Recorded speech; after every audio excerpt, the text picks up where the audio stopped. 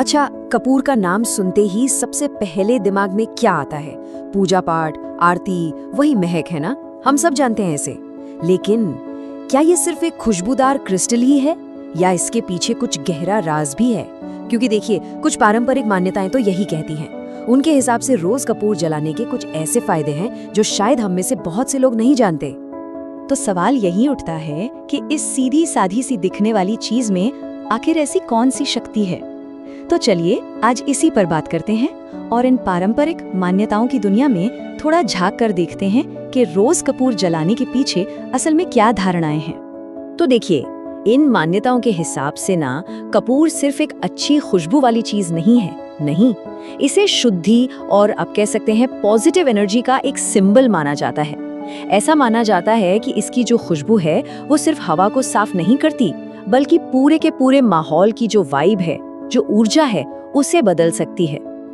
तो सबसे पहली और सबसे बड़ी शक्ति जो कपूर की मानी जाती है वो है शुद्धिकरण, प्यूरिफिकेशन। और हाँ, ये सिर्फ घर या किसी जगह को साफ करने वाली बात नहीं है।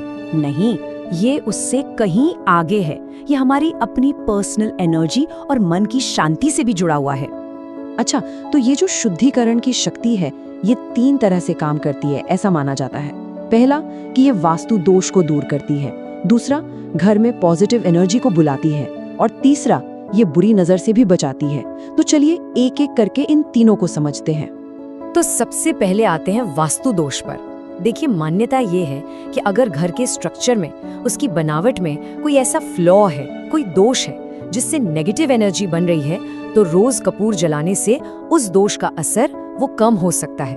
और कहते हैं कि इससे ना घर में धीरे धीरे शांति और गुड लक यानी सौभाग्य वापस आ जाता है। अब इसका दूसरा फायदा वो है पॉजिटिव एनर्जी को अपनी तरफ खींचना। कहा जाता है कि रोज कपूर जलाने से एक तो मन शांत होता है और दूसरा घर में एक पॉजिटिव वाइब्रेशन भर जाती है। और जाहिर है, जब माहौल पॉजिटिव होगा तो घर के लोगों की तरक्की में भी तो मदद मिलेगी। और तीसरा फायदा है बुरी नजर से बचाव। और पता है, इसमें एक दिलचस्प बात और है। कहते हैं कि इस असर को और भी पावरफुल बनाने के लिए कपूर के साथ लौंग भी जलानी चाहिए। मान्यता यह है कि जब ये दोनों मिलते हैं तो इनकी जो एनर्जी होती है वो नेगेटिविटी के खिलाफ एक बहुत मजबूत शील्ड, एक कवच बना देती है। लेकिन रुकिए, बात सिर्फ साफ सफाई या शुद्धिकरण पर ही खत्म नहीं होती। इन मान्यताओं के मुताबिक कपूर सीधे सीधे गुड लक और प्रॉस्पेरिटी को भी अट्रैक्ट करता है। अब सवाल ये है कि ये कैसे होता है, चलिए देखते हैं।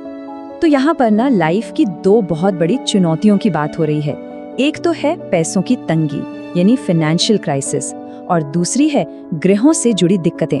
और मजे की बात यह है कि इन दोनों के लिए कपूर की एनर्जी को एक सोल्यूशन की तरह देखा जाता है। तो इसके पीछे का लॉजिक या कह लें धारणा ये है कि कपूर की जो एनर्जी और उसकी खुशबू है वो बहुत पावरफुल होती है। तो जब इसे रोज जलाया जाता है तो इसकी ये एनर्जी पूरे घर में फैल जाती है और जो भी फाइनेंशियल रुकावटें हैं उन्हें दूर करती है और समृद्धि के नए रास्ते खोलती है। और इसका एक और बहुत बड़ा फायदा जुड़ा है ग्रहों के बुरे असर को शांत करने से। जिन लोगों को लगता है कि ग्रह दोष की वजह से उनके जीवन में रुकावटें आ रही हैं, उनके लिए रोज कपूर जलाना एक उपाय की तरह माना गया है। कहते हैं इससे बिगड़े हुए काम भी बनने लगते हैं। अच्छा, अब इतनी सारी बातें तो हो गईं, लेकिन इन सब के बाद एक बहुत जरूरी वार्निंग, एक चेतावनी पर ध्यान देना भी उतना ही जरूरी है ताकि हम एक बैलेंस्ड व्यू रख सकें। देखिए, जिस सोर्स से ये जानकारी ली गई है वो खुद ये बात साफ करता है और मैं इसे बिल्कुल वैसा ही पढ़ रहा हूँ जैसा लिखा है। इस आलेख में दी गई जानकारियों पर हम यह दावा नहीं करते कि ये पूर्णतया सत्य एवं सटीक हैं। विस्तृत और अधिक जानकारी के लिए वास्तुशास्त्र विशेषज्ञ की सलाह जरूर लें। तो ये बात हमें याद रखनी होगी कि ये सारी जानकारी एक खास पारंपरिक नजरिए पर आधारित है। तो फिर इन सब मान्यताओं का मतलब क्या निकाला जाए?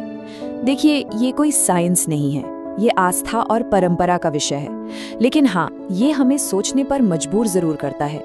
क्या ऐसा हो सकता है कि हमारी आज की मॉडर्न प्रॉब्लम्स के कुछ सॉल्यूशंस सदियों पुराने ज्ञान में छिपे हों? इस सवाल पर जरा सोचिएगा।